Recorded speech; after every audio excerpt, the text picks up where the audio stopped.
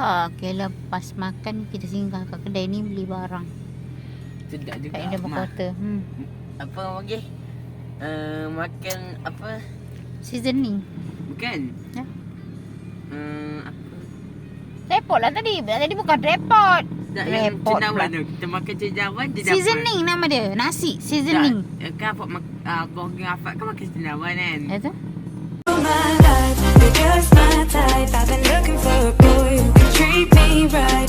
Your dark hair with those eyes so bright. They look into my soul and it sparks my life. Can I take you there? Ni. Bukan? Ya. Apa? Repot lah tadi. Tadi bukan repot. Tak, yang Repot cendawan pula. tu. Kita makan cendawan je dapat. Seasoning nama dia. Nasi seasoning. Tak, kan Borgeng Afak kan makan cendawan kan? Itu. Terus, apa? Dia nak buat cerita. Pala. Ah, Pening mah makan dia tu. yelah dia punya tu cendawan dia tak biasa makan tu yang rasa. Berdenyuk pala. Sumpah. Dia tak biasa makan apa ni nasi seasoning ke. Biasa kita buat seasoning dengan mie je kan. Tapi yang tadi buat dengan dengan nasi. Aku tanya, Umar tak apa tengok dia punya dapur tak. Dia pakai dapur tu juga mah. Yang Memang kita lah. makan tu. Makan-makan dia untuk letak dia punya tu. Tak, kau first time aku tengok. Kalau- Dia tu letak atas macam pinggan kita tu. Iyalah memang macam Betul. tu. Dia tak pernah tengok asal tak pernah tengok. Ya anjing. Anjing memang lah tempat ni banyak Anjing anjing. berjalan kita mah. Anjing lah semua kedai ni kan. Sebab tu anjing ada. Lepas dia beli barang ni kalau tak hujan mana dia nak buat satu tempat lah. Ni waktu hujan macam ni banyakkan banyakkan cik suami Ekor dia macam gitu. macam kucing kan. Dia tak boleh buat kerja dekat luar lah. Macam bagi atap ke nak korek-korek ke tak boleh lah cik suami dia kena buat kerja kat dalam rumah macam servis. Yang sumbat tu boleh lah kan. Yang apa orang tak kena hujan. Jadi ada kerja juga sikit-sikit. Walaupun masih hujan gini tak banyak kerja kan. Biasanya kalau dia buat kerja luar ni macam tengok tangki ke ataupun tebuk-tebuk ni ke. Jadi hari panas boleh lah buat. Kalau musim hujan macam ni tak boleh buat lah. Sebab benda tu kita main bahagian luar. Kalau kena hujan macam ni dah tentulah orang kata badan kita pun jadi macam demam ke apa kan. Bila dia kerja kat dalam rumah ni tak kena hujan lah maksud Siti macam tu. Kebiasaannya waktu hujan macam ni cik suami tak banyak ambil job lah. Sebabnya dia hanya ambil servis je. Untuk kerja atap atau bumbung dia tak perlu ambil lah. Sebabnya hujan dia punya atap licin. Jadi kalau ada servis adalah kerja. Tahun bulan 12 atau bulan 1 agak kuranglah kerja cik suami. Start daripada bulan 2 dia start panas, kerja pun kira stable balik lah. Biasanya memang macam tu lah cik suami.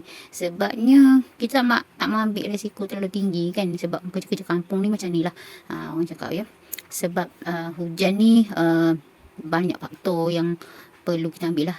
Maaf lah agak cerah gelak ni sebab waktu sekarang ni hujan jadi agak redup lah macam tu kan.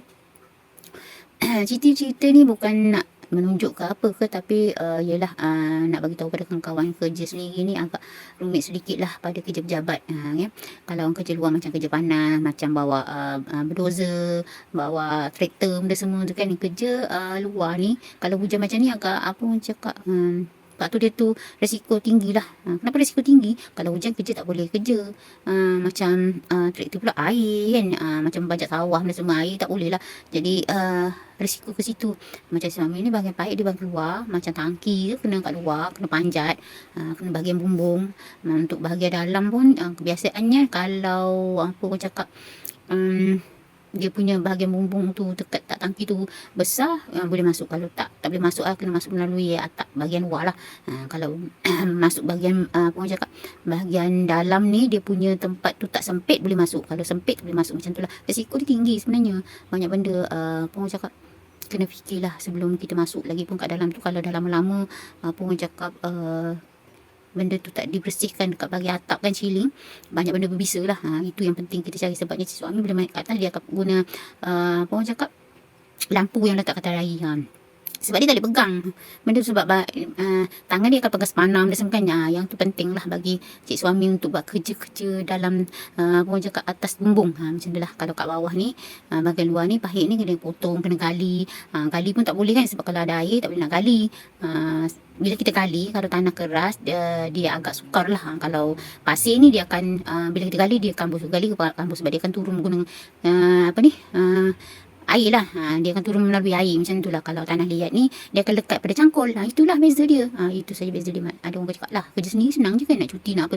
Tak juga. Macam cik suami kalau emergency kena pergi. Tak kira lah 1 ke 2 ke 4 pagi kena pergi, sebab emergency kan. Kalau pipe tu pecah dekat ceiling, dia pasal kena pergilah, sebabnya satu rumah tu akan banjir. Siti cerita ni sebab fakta benda yang berlaku lah. Kalau pergi rumah orang bujang lah, maksudnya bukan lelaki lah perempuan, dia akan bawa Siti lah, tak kira Siti sihat ke tak. Sebabnya kita jiran-jiran ni akan terfikir, sebab pukul 2 ke 3 pagi kan, akan terfikir benda lain. Dia tak akan fikir kita ada emergency ke apa ke, tak. Dia tak akan fikir ke situ ke. Dia jiran-jiran rumah orang bandar lah, kawan kampung ni lain cerita. Tapi kalau bila orang bandar ni, bila kita naik ke masuk ke rumah sebelah, pintu pula ditutup, dia akan fikir ke lain sebenarnya. Kecuali kita ni pergi dengan orang lain lah, maknanya berdua orang, macam Siti suami isteri, kita dah pergi ke rumah orang tu, perempuan tu dia kira bujang ke atau janda ke, mana tak ada terfikir ke lain lah. Sebab kita pergi mungkin emergency ke apa kan, fikir macam tu. Tapi kalau dia pergi seorang, bermaknanya jiran sebelah akan fikir benda lain. Jadi macam tu lah. Benda ni pernah berlaku sebenarnya pada cik suami. Masa tu dia kena dekat sekolah. Dia cerita kat Siti lah, dia kena dekat sekolah. Budak tu lebih kurang dalam tak sampai 10 tahun ajar 3 macam tu lah. Ajar 3 ke ajar 2 macam tu lah. Dia balik petang sekolah tu, jadi dia pergi tandas. Waktu tu orang tu dia kena wiring, dia bahangi wiring. Cik suami baik. Lepas tu dia pergi orang cakap servis lah dekat situ. Dalam tandas tu dia punya plug tu dah rosak sebenarnya. Jadi dia pergi servis, dia pergi cuci lah untuk pelat lampu tu. Jadi bila budak tu masuk dekat tandas tu, kita macam nak bergurau konon kan. Waktu balik lah, dia cakap dia segah-segah lah budak tu.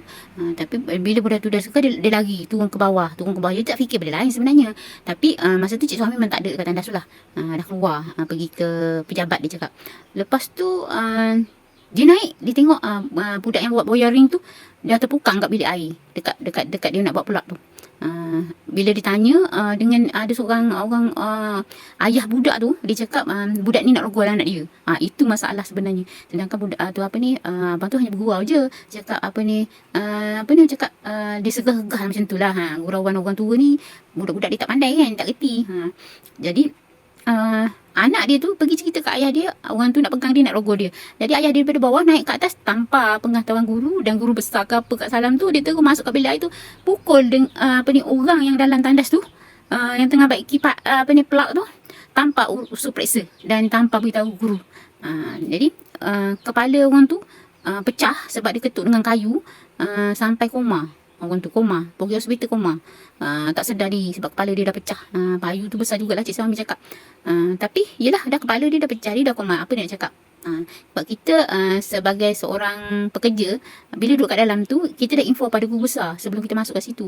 Bukan suka-suka sebelum masuk, tak boleh. Kalau sekolah lah kan, sebab dia orang dah akan tahu kita akan buat kerja kat situ. Tapi budak ni kalau kita larang bagi dia masuk, dia tak masuk. Sebab dia tak terfikir macam kita orang tu fikir. Bila dia bercerita, dia, ayah dia takkan pergi tanya guru besar ke, pergi panggil guru besar ke, takap ni tak ada.